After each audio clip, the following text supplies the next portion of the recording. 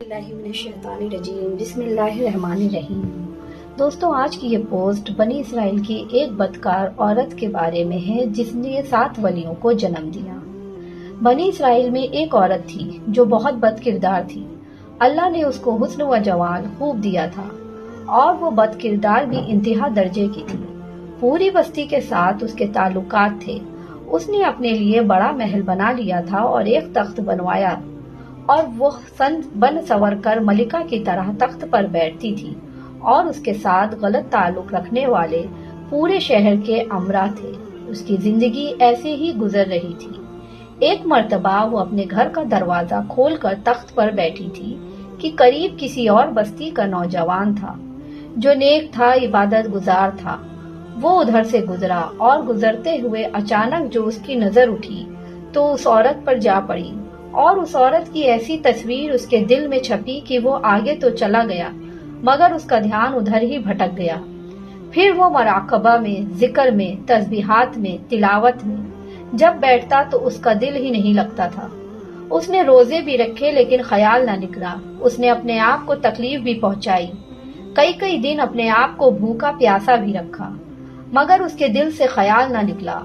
حتیٰ کہ ایک دن اس نے سوچا کہ جب اس خیال سے میری جان چھوٹتی ہی نہیں تو میں جاتا ہوں۔ چنانچہ اس کے پاس جو تھوڑا بہت سامان تھا وہ اس نے بیچا اور اس نے اتنے پیسے تیار کیے جتنے وہ بد کردار عورت اپنے پاس آنے کی اجازت دیتی تھی۔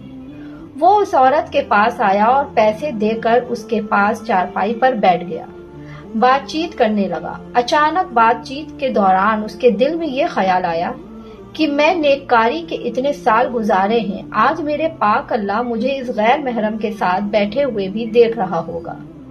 بس یہ خیال دل میں آیا تو اللہ کا ڈر دل پر اس قدر غالب آ گیا اور نوجوان نے کانپنا شروع کر دیا۔ عورت اس سے پوچھتی ہے، تم کانپ کیوں رہے ہو؟ تمہارا چہرہ کیوں پیلا ہو گیا ہے؟ اس نے کہا کہ بس میری طبیعت ٹھیک نہیں ہے۔ اس عورت نے کہا، پھر جس مقصد کے لیے آئے ہو وہ مقصد تو پورا کرو اور جاؤ۔ اس نے کہا، نہیں۔ وہ عورت بڑی حیران ہوئی کہ آج تک میں نے اپنی زندگی میں کوئی ایسا مرد نہیں دیکھا جو میرے قریب اس طرح چارپائی پر آ کر بیٹھے اور پھر برائی کیے بغیر چلا جائے۔ یہ تو نوجوان کیسا ہے؟ مگر نوجوان نے کہا، اچھا میں جاتا ہوں۔ اس عورت نے کہا کہ تم کون ہو اور کیا ہو؟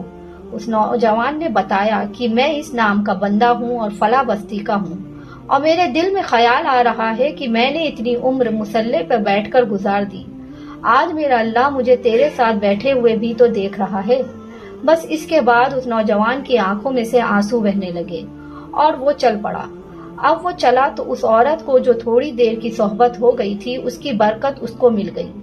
چنانچہ عورت کے دل میں خیال آیا کہ یہ کنوارا نوجوان اتنا اللہ سے ڈرتا ہے جبکہ اس نے گناہ بھی نہیں کیا، اور میں تو سارا دن اور ساری رات گناہوں کا مرتکب ہوں، میں تو خدا سے ڈرتی ہی نہیں۔ اس کے دل میں شرمندگی پیدا ہوئی اور ندامت آنے لگی کہ کروں تو کیا کروں۔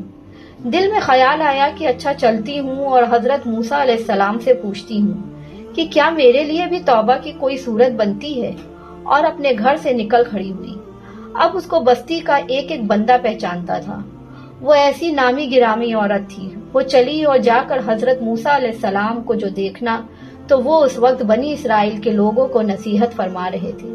اس نے کسی آدمی کے ذریعے پیغام بھیجا کہ حضرت موسیٰ علیہ السلام سے جا کر کہو کہ میں آپ علیہ السلام سے ملنا چاہتی ہوں۔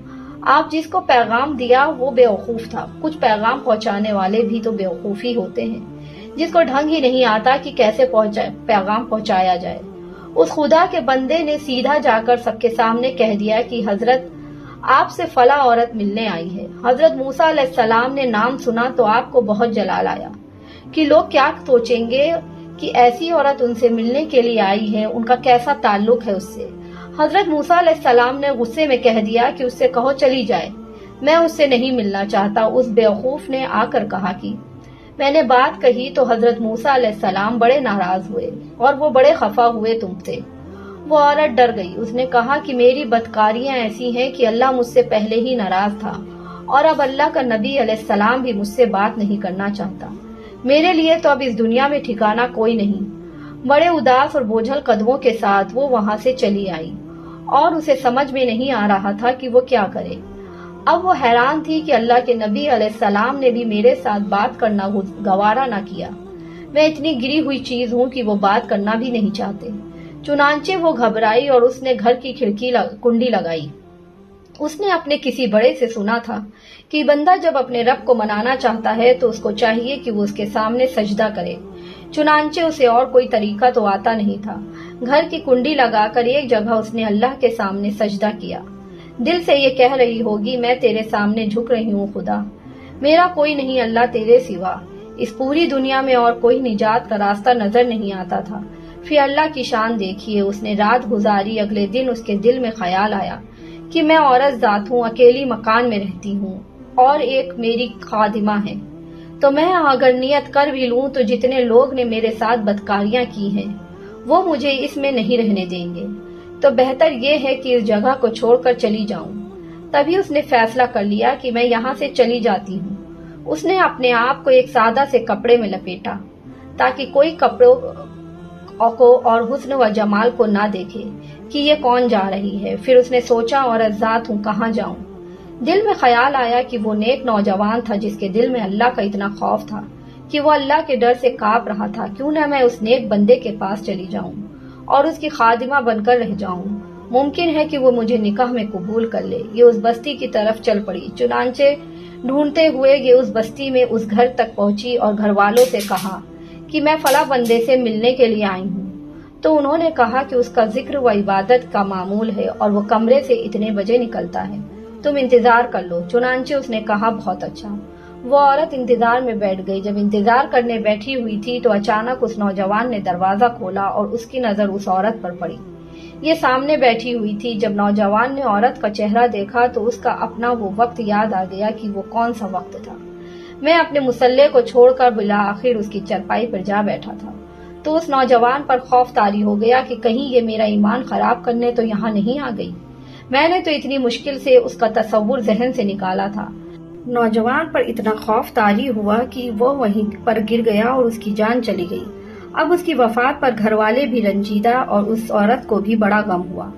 3 دن کے بعد اس عورت نے اس کے گھر والوں کو بتایا کہ میں اس نیت سے آئی تھی، تو انہوں نے کہا کہ اب وہ تو اس دنیا سے چلا گیا، اس کا ایک بھائی ہے، اگر تم مناسب سمجھو تو اس سے پوچھ لیتے ہیں، اگر وہ تمہارے ساتھ نکاح کر لے تو اس کے ساتھ نکاح کر لو۔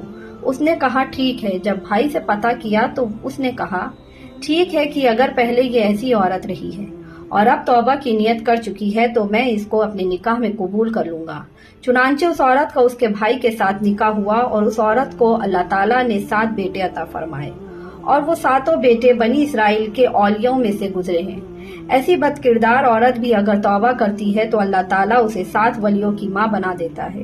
وہ مولا کتنا کریم ہے۔ اب بندو وہ تیرے گناہوں پر کتنے بڑے پردے ڈال کر رکھتا ہے، کبھی تو نے سوچا ہے؟ اب بھی وقت ہے، سدھر جا۔ دوستوں، آپ کو ہماری پوسٹ کیسی لگی ہے؟ اگر ویڈیو اچھی لگے تو ویڈیو کو لائک اور چینل کو سبسکرائب ضرور کریے گا اور ایک پیارا سا کمنٹ باکس میں ضرور ڈالیے گا۔ انشاءاللہ اگلی پوسٹ کے ساتھ جلد ہی حاضر ہوں گے۔ اللہ حافظ۔